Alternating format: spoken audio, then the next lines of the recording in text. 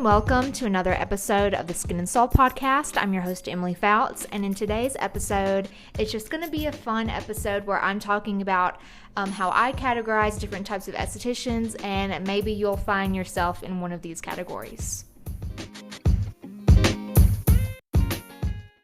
So I don't mean to pass any judgment on any of these categories that I have put together, except for one of them.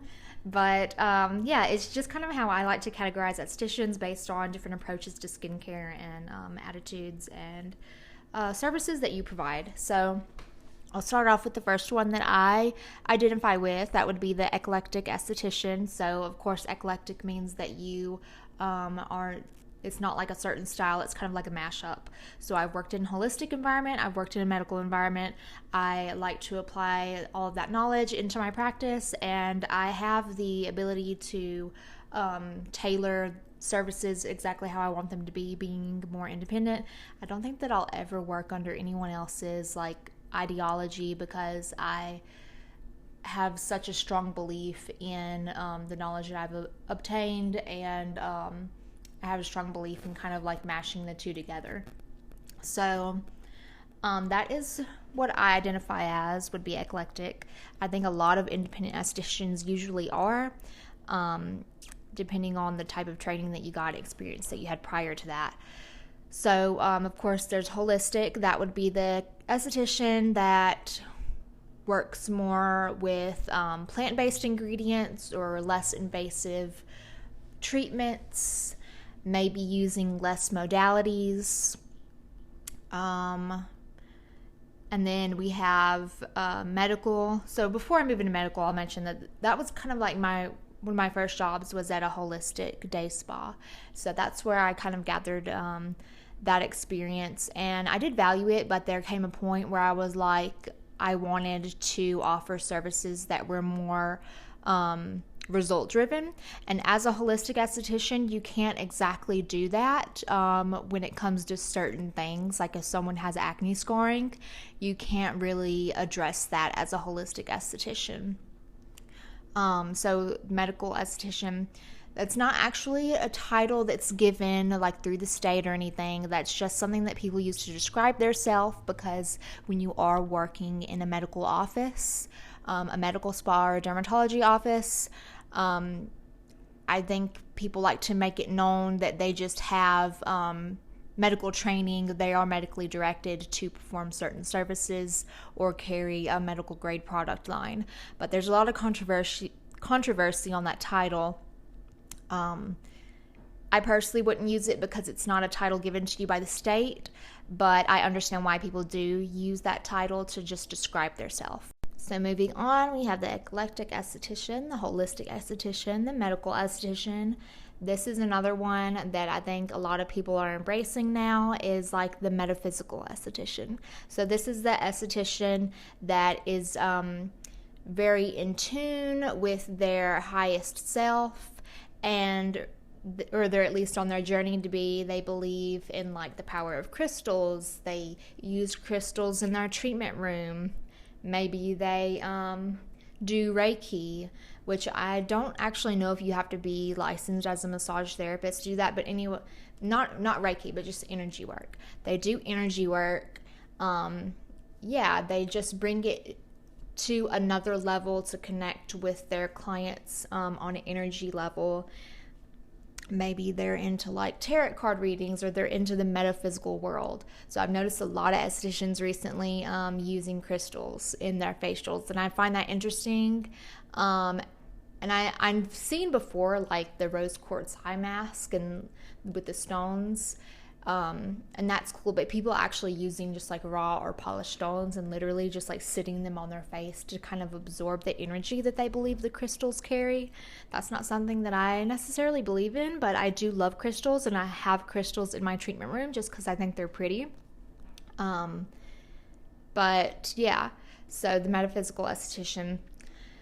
Then we have our waxers. So these are our estheticians that really aren't into skincare treatments. They just do waxing, and I think that's cool. I personally wouldn't be able to do that because I I'm not saying that if you are just a waxer that you're not creative, but like I'm such a creative person. I just want to like have so many different things going on.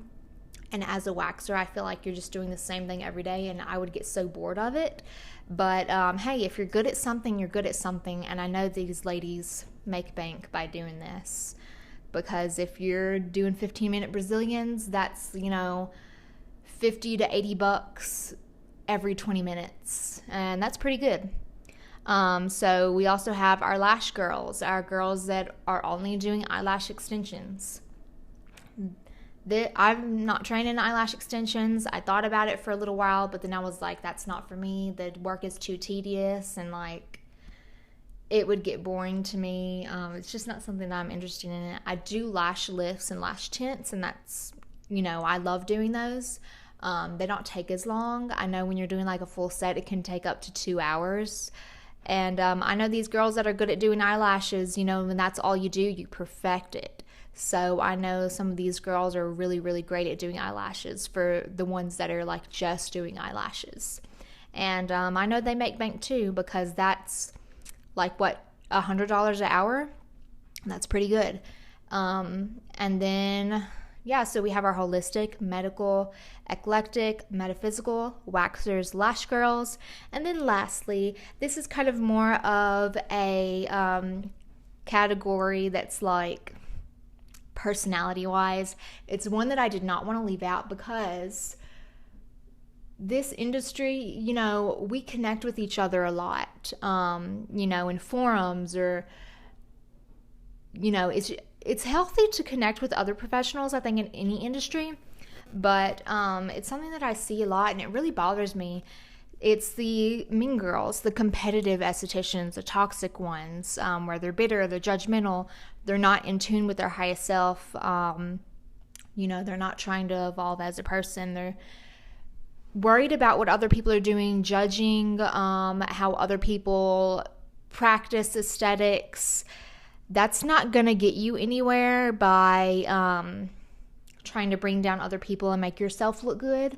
But that happens so much in this industry. People trying to put down others to raise themselves up, and that just makes you look really bad. And it's got to be taxing on yourself to not be truly happy and worry about what other people are doing. I actually saw a post that said today, it was like, reasons why I don't compete, because like no one can take what was meant for you, and you don't want what's meant for someone else. And I think that's kind of a point of like on your journey to reaching your highest self, is not viewing things as a competition. Like no one can do what you're doing because they're not you. So just worry about yourself. And it's really sad, because even like big companies too, I don't know why this industry is like, it can be so catty and people can be so mean. I think because like there is a lot of competition. And what I mean by that is there's a lot of industry professionals, and you're trying to make yourself stand out amongst the crowd.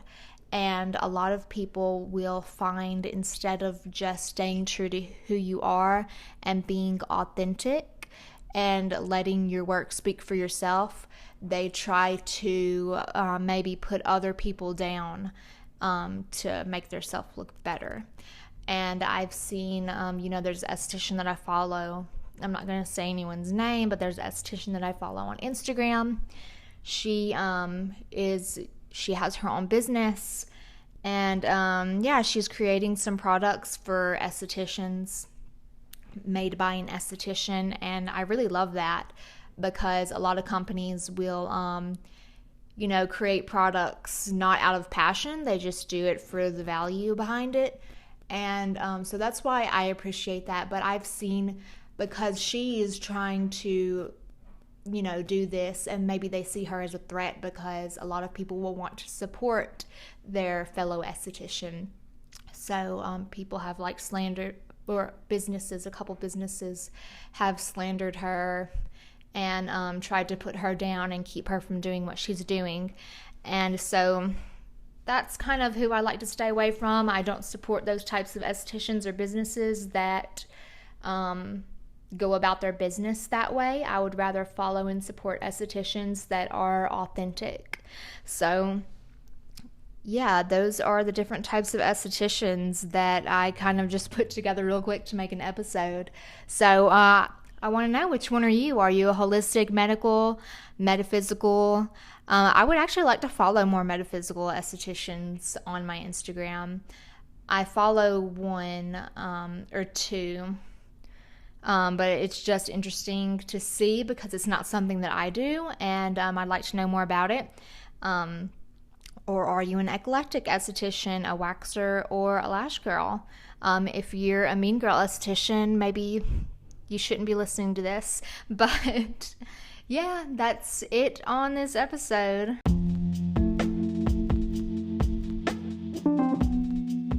If you made it this far, thank you so much for listening. I will see you guys next Monday at 8 a.m. Mountain Standard Time for another episode.